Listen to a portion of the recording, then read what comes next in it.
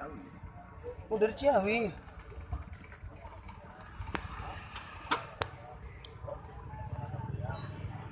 Terus apa yang Bentar ya, Be. mau foto? Enggak, ini memvideokan aja Be gini. Jadi istilahnya biar dilihat orang aja, memang aku nunggu Babe gitu kan. Jadi ilmu sabar itu gimana, Be? Aku gampang emosian selagi nggak sesuai Quran, hadis, ijma, qiyas. Jangan kamu ngambil langkah yang situ.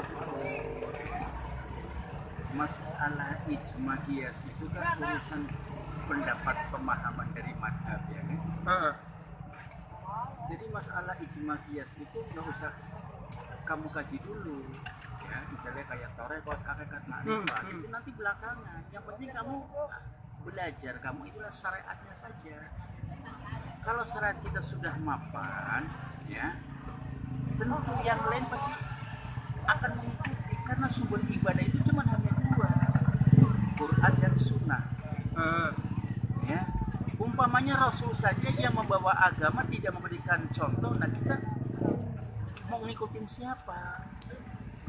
Wong ibadah ya sumbernya hanya dua, Quran dan Sunnah. Jadi tujuan hidup jangan kamu ingin jadi orang kaya takut miskin, jangan. Enggak, insya Allah enggak, Be. Itu bukan tujuan hidup. Hmm. Hidup satu yang penting hidup adalah untuk ibadah kepada Allah. Wa ma khalaqtul jinna wal insa Nah illa itu justru liya'budun. Allah itu menciptakan jin dan manusia punya tujuan. Wa ma khalaqtul jinna wal insa illa liya'budun. Jadi kata Allah, tidak akan aku jadikan jin dan manusia hanya untuk ibadah kepada Allah. Siapapun bentuknya manusia. Jadi mengenai dulu waktu sekolah saya alhamdulillah alumni aliyah. Jadi di situ pernah saya pelajari akhir zaman itu Islam akan terbagi 73 golongan. Bukan itu, kamu jangan mikirkan hal yang demikian ya. Masalah itu masalah firqah ya kan. Masalah itu masalah pemahaman yang besar. Jadi Islam itu sebenarnya itu tidak pecah, hanya berbeda pendapat, berbeda pemahaman. Islam itu sebenarnya cuma hanya satu, Quran dan Sunnah, sudah selesai. Ya, itu saja. Jadi yang mengatakan Islam pecah tujuannya itu ya Allah ya kan, kenapa Islam harus pecah? Wong Islam itu terlindung, keselamatannya dijaga oleh Allah. Ya, ini karena manusianya sendiri merasa ego, merasa punya ilmu, ya kan? Padahal apa sih? Tujuan hidup hanya untuk ibadah kepada Allah. Nah, sumbernya ibadah cuma hanya dua, Quran dan Sunnah. Jadi Quran hadis berarti. Ya, yang namanya Sunnah itu kan hadis. Ya, kalau hadis itu kan ucapan. Maka kalau namanya Sunnah itu ada tiga kategori, ya kan? Kauli berarti ucapan, fi'li berarti perbuatan, ya, takrir berarti persetujuan. Jangan kita dianggap kita cinta Rasul itu yang mana, ya kan? Semua orang Islam juga cinta Rasul. Ya, maka janganlah kita mengkaji yang belakang sana-sana. Yang penting kita syariatnya saja. Apa syariatnya, ya kan? Karena hukum ada pada syariat. Bukan pada torekot, bukan pada hakikat, bukan pada marifat, ya kan? Hukum itu pada syariat. Syariat itu adalah lokomotif, paham? Lokomotif. Torekot, hakikat, marifat itu adalah gerbong. Untuk apa kamu naik gerbong karena kamu tidak paham isinya? Paham kamu torekot? Paham kamu marifat? Paham kamu hakikat? Apa isi daripada itu? Itu hanya pembagian para ulama, cuman hanya cara untuk mendekatkan diri kepada Allah.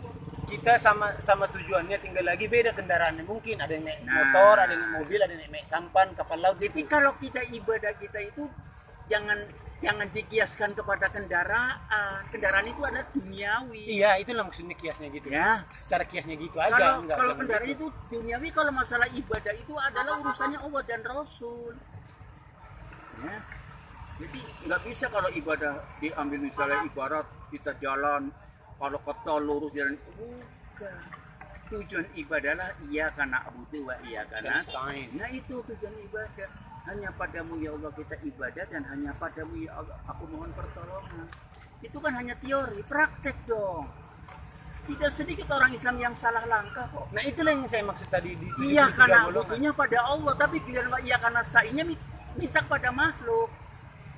Minta kepada makhluk jin, iblorong, idoroki itu. Yang namanya makhluk punya kekuatan apa? Tanpa diberikan kekuatan apapun oleh Allah, manusia makhluk itu tidak punya kekuatan apa.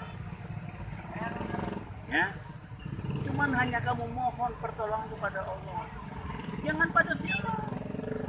Manusia hanya diberikan ilmu hanya sebatas. Ya, manusia punya kepintaran, kalau tanpa Allah memberikan kepintaran manusia tidak akan punya apa-apa. Subhanaka la ilma lana illa ma 'allamtana innaka antal alimul hakim. Jelas kan? Malaikat saja tidak merasa memiliki punya ilmu, apalagi kita. Semua makhluk tanpa diberikan pemahaman oleh Allah tidak ada apa-apanya.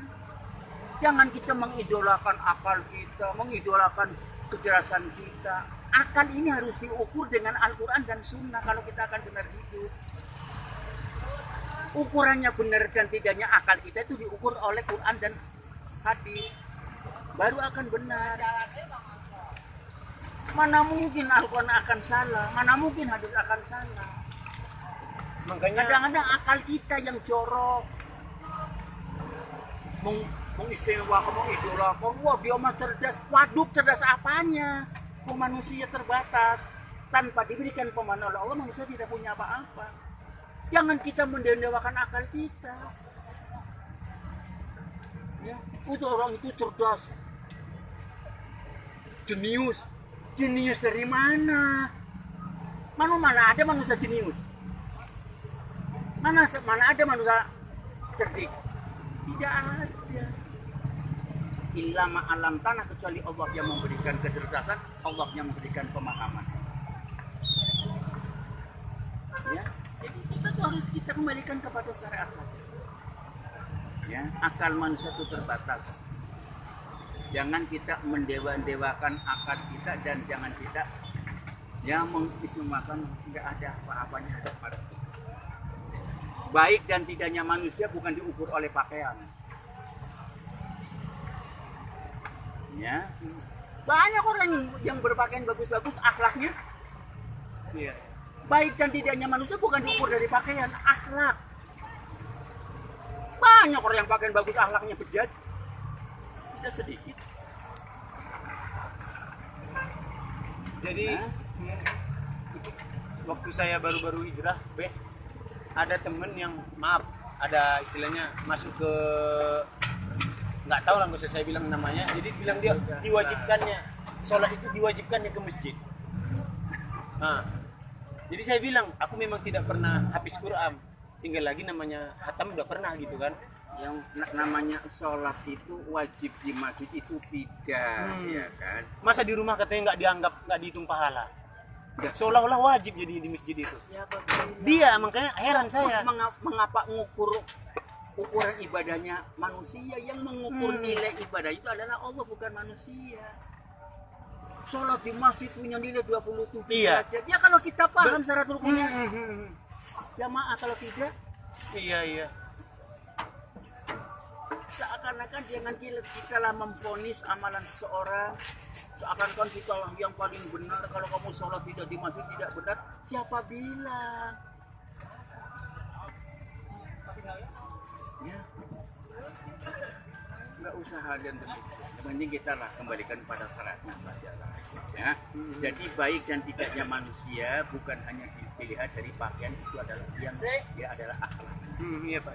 Tidak sedikit orang yang berpakaian bagus tapi akhlaknya pun juga kurang bagus. Iya. Ya, iman itu diukur bukan dari pakaian. Iman itu adalah di hati, takwa adalah di hati. Ya, usah kita mikir. Sore kok pakat madu waktu. Itulah ya, nanti apa juga ketemu lagi. Iya. Terima kasih Pak ya.